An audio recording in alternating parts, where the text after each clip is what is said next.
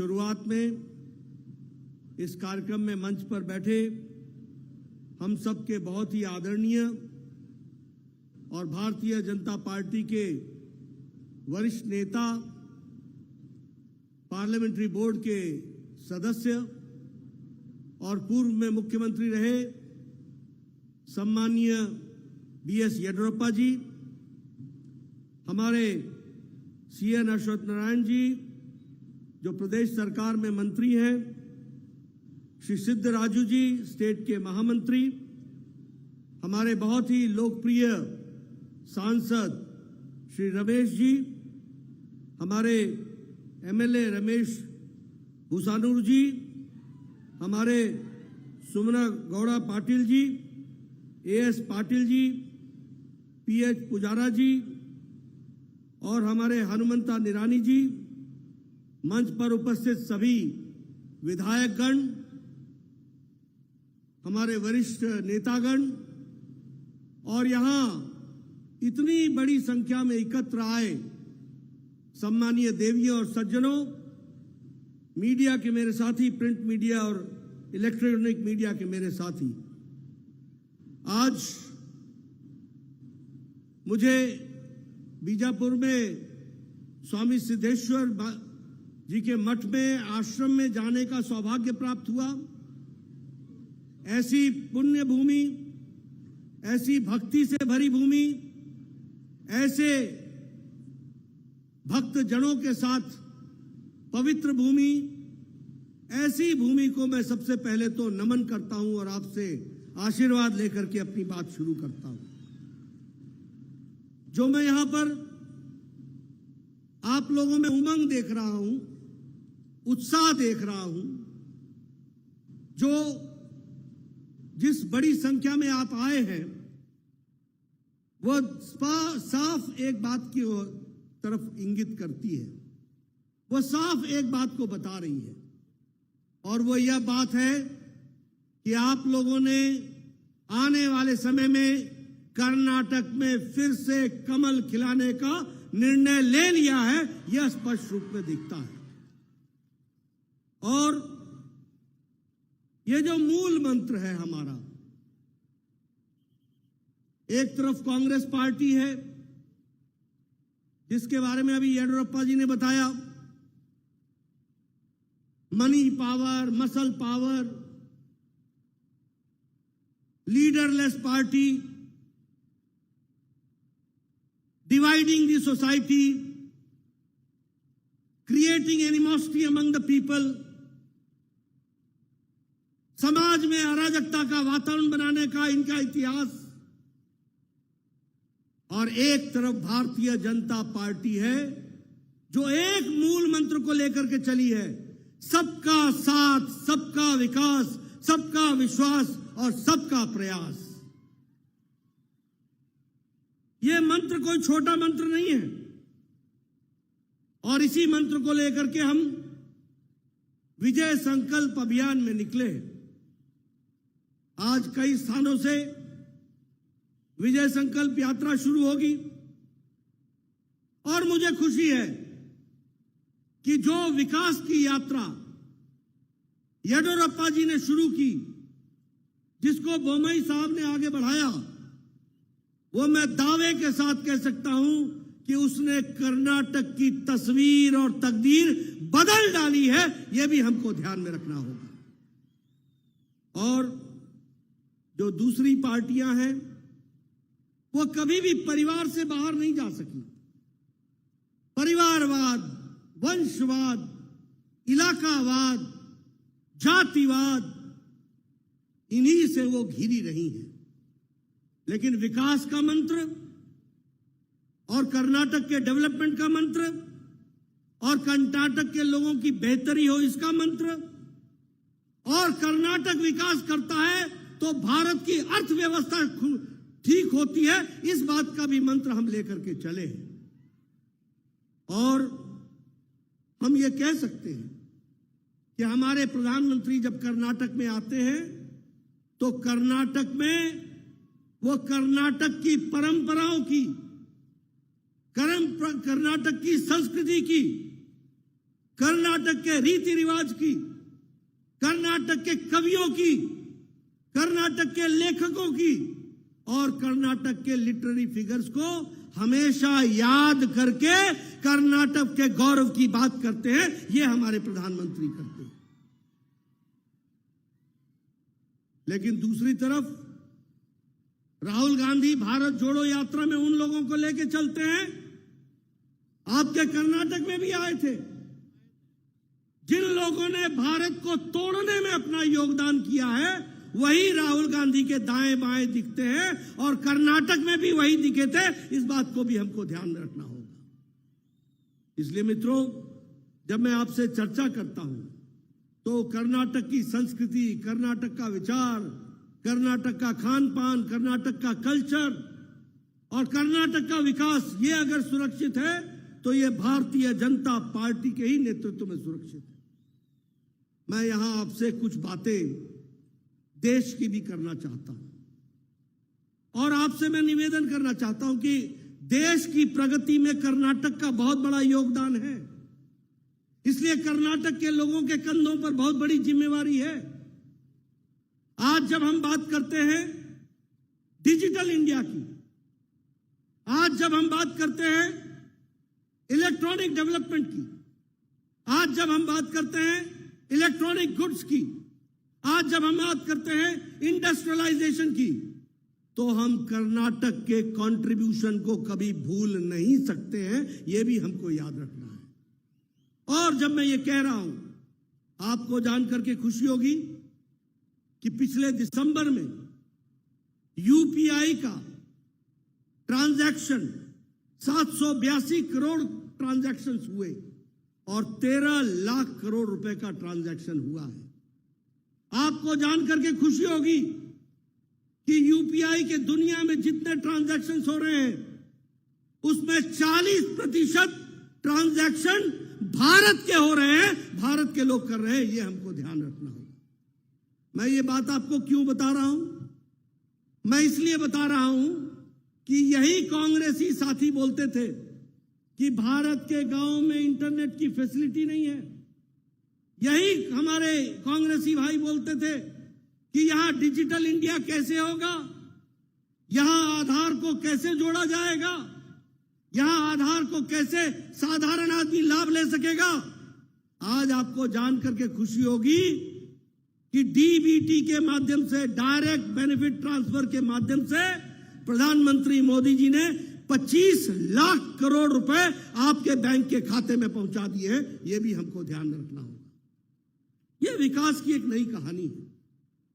2014 में optical fibre 350 kilometre बिछा था, सिर्फ 350 किलोमीटर ऑप्टिकल फाइबर।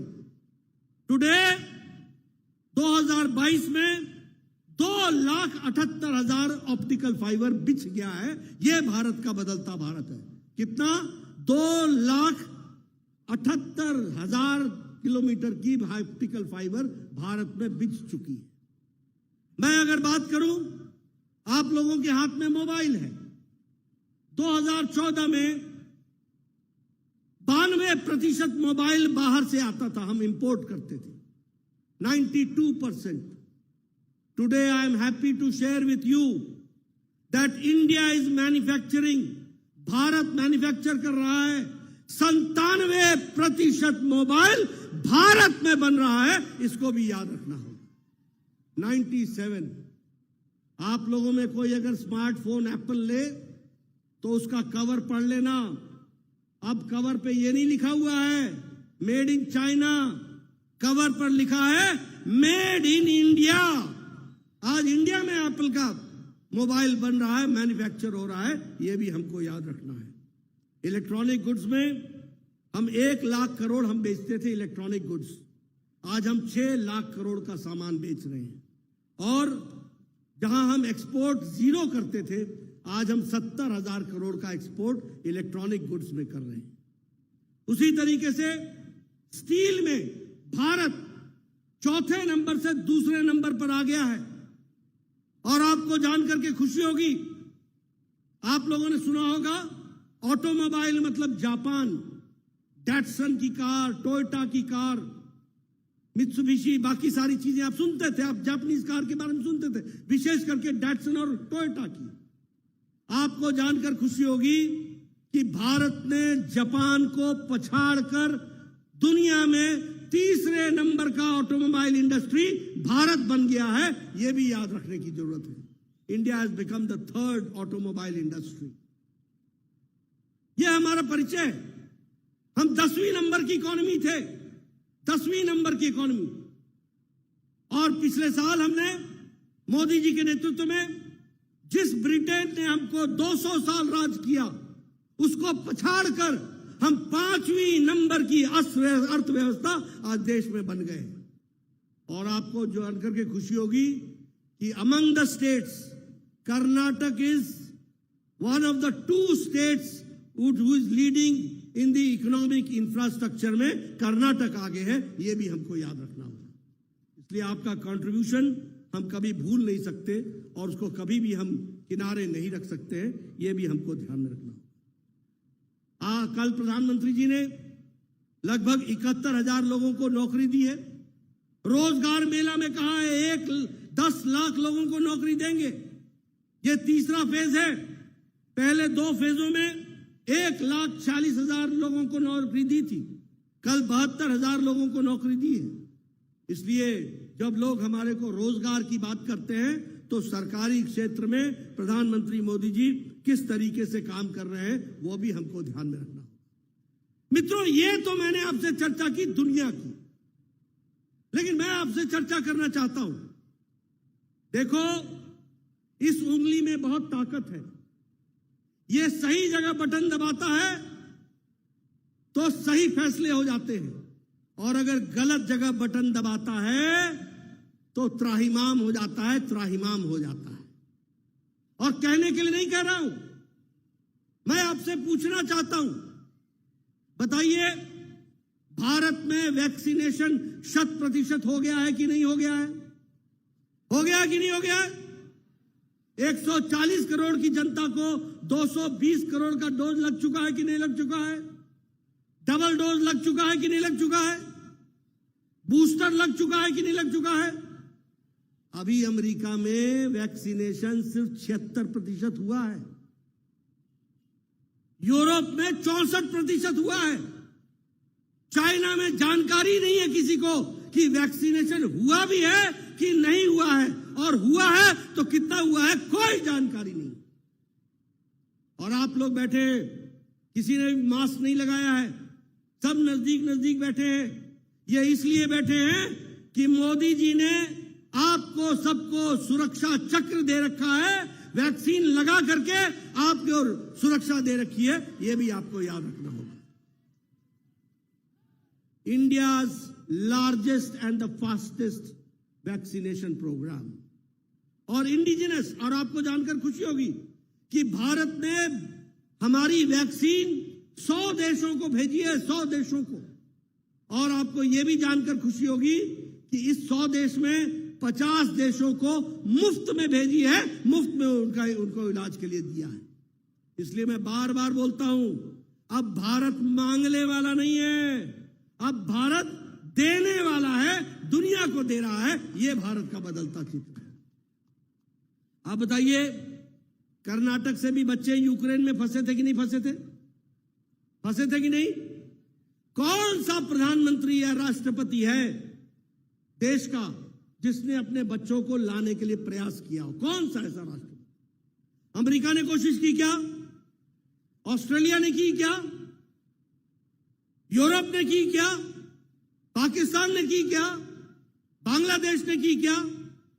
लेकिन यहां हमारे प्रधानमंत्री जी ने एक तरफ फोन लगाया पुतिन को और एक तरफ फोन लगाया ज़ेलेंस्की को, और युद्ध का विराम किया, और 32,000 बच्चे पूरी सुरक्षा के साथ भारत पहुंचा दिए। ये बदलता भारत। और उनको रिसीव करने के लिए 4 कैबिनेट मंत्री भेजे गए, 4 cabinet ministers. This is pro responsive, this is proactive, this is pro active governance, this is responsible government. ये जिम्मेवारी से काम करने वाली गवर्नमेंट है। आप बताइए, जब 100 साल पहले महामारी आई थी 100 years बिफोर, बीमारी से ज्यादा लोग भूखमरी से मर गए थे, भूखमरी से। लेकिन प्रधानमंत्री जी ने प्रधानमंत्री गरीब कल्याण अन्न योजना चला करके 80 करोड़ की जनता के पेट में रोटी की व्यवस्था की, भोजन की व्यवस्था की, किसी को भी भूखे नहीं सोने दिया और भारत उठ खड़ा हुआ। यह भी हमको याद रखना होगा। और मैं आपको बताना चाहता हूं कि भारत IMF के अनुसार अति गरीबी में अब 1% से नीचे आ गया है, यह प्रधानमंत्री गरीब कल्याण अन्न योजना के कारण। आप बताइए, हमारा स्वच्छ भारत मिशन, कर्नाटक में 27 लाख टॉयलेट्स बने, 27 लाख। सारे देश में 12 करोड़ टॉयलेट्स बने हैं। इसका मतलब क्या हुआ कि हमारी बहनें 27 lakh sisters of Karnataka and 12 crore mother and sisters of the country, they used to go for their natural needs outside in the fields. ये कैसा देश था भाई? Which type of country was it? हमारा देश कैसा था जहां 12 करोड़ बहनों को अपने दैनिक जीवन की आवश्यकताओं के लिए खेतों में जाना पड़ता हो? प्रधानमंत्री मोदी जी ने 12 करोड़ इज्जत घर बना करके महिलाओं का सशक्तिकरण किया, उनको इज्जत दी, और कर्नाटक में भी 27 लाख इस तरीके के टॉयलेट्स बने हैं। दिस इज विमेन एम्पावरमेंट, यह है महिला सशक्तिकरण। उसी तरीके से अगर मैं बात करूं प्रधानमंत्री आवास योजना, मैं बार बार लोगों को सुनाता हूं, बार बार। मैं 93 में I had become the MLA and I was the leader of the opposition in 93. मेरा BDO ब्लॉक डेवलपमेंट ऑफिसर मेरे पास आता था और कहता था, Nadda ji, tell me, you have been sanctioned 1 Indira Awas Yojana house in 2 panchayat. 2 पंचायतों में आपको 1 इंदिरा आवास योजना मिली है, बताइए इसको किसको देना है? मैंने कहा, यार 100 बीमार 1 अनार, मैं क्या करूंगा? आप ही फैसला कर लो क्या करना है क्या नहीं करना है। ये हालत थी कांग्रेस की सरकार की। और आपको जानकर खुशी होगी कि प्रधानमंत्री आवास योजना में मोदी जी ने संकल्प लिया, कोई गरीब पक्के छत के बगैर नहीं रहेगा। और आज मैं कह सकता हूं 3 करोड़ 60 लाख मकान पक्के प्रधानमंत्री आवास योजना में बन के तैयार हो गए हैं, यह भी हमको याद रखना होगा। और आपको जानकर खुशी होगी कि 8.5 lakh 8,50,000 houses have been constructed by Yediyurappa ji and Bommai ji in Karnataka for the people of Karnataka, that you have to understand. Karnataka में भी ये हुआ है। आयुष्मान भारत, मैं आपसे चर्चा करना चाहता हूं। आपको शायद मालूम नहीं होगा गरीब आदमी की हालत कैसी होती है। अगर गरीब आदमी को कैंसर हो जाए तो वो घर में मर जाता था, वो इलाज नहीं कराता था कि उसको पता था कि इलाज कराऊंगा उधार हो जाएगा, घर बिक जाएगा। हार्ट की बीमारी होती थी, कोई इलाज नहीं कराता था। और हमारे MLA प्रधानमंत्री और मुख्यमंत्री राहत कोष से पैसे मांगते थे, इसकी बाईपास करा दो, इसका ये करा दो, उसका वो करा दो। Today out of 140 crore people, 50 crore 40% of the Indian population, 50 crore को मोदी जी ने 5 लाख रुपए प्रति साल प्रति परिवार गंभीर बीमारियों से लड़ने के लिए इलाज के लिए व्यवस्था की है आयुष्मान भारत के तहत।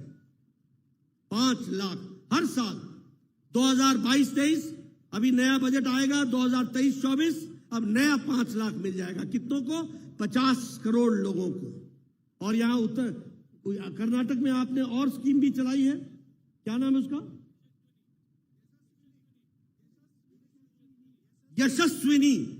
यशस्विनी एक स्कीम आपने भी चलाई है। जो आयुष्मान भारत से बच जाएगा वो यशस्विनी में आ जाएगा, कर्नाटक के लोगों का भला हो जाएगा। इस तरीके के काम को लेकर के चले। मैं आपसे पूछता हूं, मैं कांग्रेसियों का नाम नहीं लूंगा, लेकिन ये जितने पूर्व मुख्यमंत्री और वर्तमान और भावी मुख्यमंत्री कांग्रेस के बन रहे हैं, एक भी बता सकता है कोई योजना? एक भी योजना बता सकता है क्या किया उन्होंने कर्नाटक के लिए? मैं एक पर एक योजनाएं आपको गिना रहा हूं, मैं आपको बता रहा हूं कि किस तरीके से हमने विकास के लिए काम किया। प्रधानमंत्री किसान सम्मान निधि, आपको जानकर के खुशी होगी कि 60 लाख लोग किसान को कर्नाटक में हर चौथे महीने 2-2 हजार रुपए मिल रहा है, और बीजापुर में 2,50,000 2.5 लाख लोगों को 2-2 हजार रुपए किसान सम्मान निधि में मिल रहा है। गांव, गरीब, वंचित, पीड़ित, शोषित, दलित, महिला, युवा, किसी के लिए भी काम किया है तो वो भारतीय जनता पार्टी ने काम किया है। अगर मैं कर्नाटक की बात करूं, अभी 19 तारीख को 3 दिन पहले आदरणीय प्रधानमंत्री जी आए थे और उन्होंने 10,800 करोड़ का शिलान्यास कर्नाटक की धरती पर किया है। 10,800 करोड़ रुपए का। कभी कोई प्रधानमंत्री आया था? बताओ, आया था क्या? कभी आया? कभी पूछा? कभी पूछा किसी ने? यह परिस्थिति आकर के खड़ी है। आप बताइए, प्रधानमंत्री जी ने आपको, हमारे बेनिफिशियरीज को, लंबानी कम्युनिटी को, हमारे कालाबुर्गी में उनको 50,000 बेनिफिशियरीज को हकू पत्र दिया कि नहीं दिया? रमेश जी, दिया कि नहीं दिया हकू पत्र? कभी सोचा था? हम जनता के लिए काम करने वाले लोग हैं। मैं तब आपको गिना रहा हूं कर्नाटक की बात। आप बताइए, अभी foundation stone Yadgir multi village drinking water supply के लिए स्कीम के लिए जल जीवन मिशन में रखा कि नहीं रखा? हर दृष्टि से विकास कैसे हो सकता है, इसकी चिंता की गई। आपने देखा होगा वंदे भारत ट्रेन, भारत में 400 ट्रेनें चलेंगी वंदे भारत की। और आपको मालूम होगा 11 नवंबर को केएसआर रेलवे स्टेशन बैंगलोर से ट्रेन जो चली थी मैसूर टू चेन्नई, यह अभी ट्रेन चल पड़ी है और इस तरीके से अभी 8 ट्रेनें चली हैं। 400 ट्रेनें भारत में वंदे भारत में चलेंगी। बदलती तस्वीर, और ये मॉडर्न भारत का नक्शा होगा, उसको भी आप याद रखिए। उसी तरीके से काशी दर्शन के लिए, अयोध्या दर्शन के लिए यहां से ट्रेन चल रही है। उसी तरीके से आप बताइए, टर्मिनल 2 बैंगलोर का केम्पागोड़ा, ये एयरपोर्ट का उद्घाटन प्रधानमंत्री जी ने किया कि नहीं किया? आप बताइए, नाथ प्रभु केम्पागोड़ा की तस्वीर 108 फीट की, उसका अनावरण किया कि नहीं किया? कभी किसी ने आकर के नाथ प्रभु केम्पागोड़ा को इज्जत देने का काम किसी प्रधानमंत्री ने किया था क्या? Has any prime minister done it? Has they ever thought about the people of Karnataka? कभी उन्होंने सोचा कि कर्नाटक के लोगों की चिंता होनी चाहिए, उनके लोगों की उन लोगों को आगे गौरव उनका दिखाना चाहिए, बढ़ाना चाहिए? ये काम किया है तो हमारे यशस्वी प्रधानमंत्री नरेंद्र मोदी जी ने किया। मैं मैंगलोर रिफाइनरी और पेट्रोकेमिकल्स के लिए वहां 1,830 करोड़ रुपए खर्च हो रहा है। हाईवेज पर 70,000 crore rupees is being spent. मैं अभी जब आ रहा था, कोई सड़क नहीं देख रहा हूं जो सिंगल लेन हो या डबल लेन हो। Every road is 4 lane. Am I right? क्या मैं सही बोल रहा हूं? हर सड़क 4 लेन हो गई है, और 4 से 6 होगी, 6 से 8 होगी, 8 से 12 होगी। यही विकास की कहानी, ये कमल का निशान कराने वाला है। इसको आप समझ करके चलिए, इसको आप याद करके चलिए। इसलिए मैं आपको ये सारी बातें बता रहा हूं। अभी डबल इंजन की सरकार की बात करें तो मैं ये कहूंगा कि लगभग 90% इन्वेस्टमेंट बेंगलोर और बियॉन्ड बेंगलोर हो रहा है। 90% investment is being done beyond Bangalore and in Bangalore, that we have to understand. मुझे अगर कर्नाटक की बात करनी है तो मैं 2 बातें करके अपनी बात समाप्त करूंगा। एक, ये जो मुख्यमंत्री रायता विद्या योजना है, निधि है, इसमें आपने गरीब किसानों के बच्चे की व्यवस्था की, आपने बुनकरों की व्यवस्था की, आपने मछुआरों की व्यवस्था की, मछली पालने वाले लोगों की बात की, जो मछली का व्यापार करते हैं उनके लिए बात की। इन गरीब लोगों को पढ़ने की व्यवस्था करने का आपने काम किया। और जो सबसे अच्छा आपने काम किया है वो है हमारे दलित भाइयों का रिजर्वेशन 15% से बढ़ा के 17% कर दिया, और आपने हमारे आदिवासी भाइयों का रिजर्वेशन 3% से बढ़ाकर 7% कर दिया। ये बहुत बड़ा काम आपने, जो पीछे रह गए थे उनको मुख्य धारा में लाने का काम किया है। मित्रों, मैं आपके सामने एक लंबी कहानी बता सकता हूं। लेकिन मैं आपको ज्यादा इन आंकड़ों में डालना नहीं चाहता, लेकिन एक बात बताना चाहता हूं, development means BJP, law and order means BJP, transparency means BJP, governance means BJP, pro people means BJP, anti people means Congress, corruption means Congress, casteism means Congress, commission means Congress. ये कांग्रेस के साथ जुड़ी हुई चीजें हैं।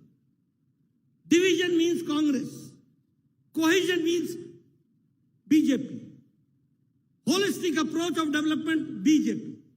इसलिए मित्रों, मैं उन लोगों का, उन महानुभावों का नाम लेकर के अपने मुंह को इस समय अशुद्ध नहीं करना चाहता। जो लोग राजनीति में विभाजन की राजनीति करते हैं, लोगों को बांटने की बात करते हैं, जिनके पास कोई एजेंडा नहीं है, एक ही एजेंडा है, कुर्सी कुर्सी कुर्सी एंड कुर्सी। उनको मैं बता देता हूं कि कर्नाटक की जनता ने तय कर दिया है, नो कुर्सी नो कुर्सी नो कुर्सी, ओनली घर में बैठाओ, आराम करो, इन लोगों को काम दो, ये कर्नाटक की सेवा में जुटे। इसके लिए हमको विजय संकल्प यात्रा को निकालना। बोलिए, आप करेंगे ना? उनको आराम देंगे ना? उनको आराम देंगे कि नहीं देंगे? मैं इधर से सुनना चाहता हूं, उन लोगों को आराम देंगे कि नहीं देंगे? और इनको काम देंगे कि नहीं देंगे? इनको काम दीजिए, ये आपकी सेवा के लिए तत्पर हैं, और उनको आराम करने दीजिए और उनको आपस में लड़ने दीजिए। यही उनका शौक है, यही उनका काम है, वो उनको करने दीजिए। वो उनको मुबारक। आपने मेरी बात सुनी, आपका बहुत बहुत धन्यवाद। जय भारत, जय कर्नाटक।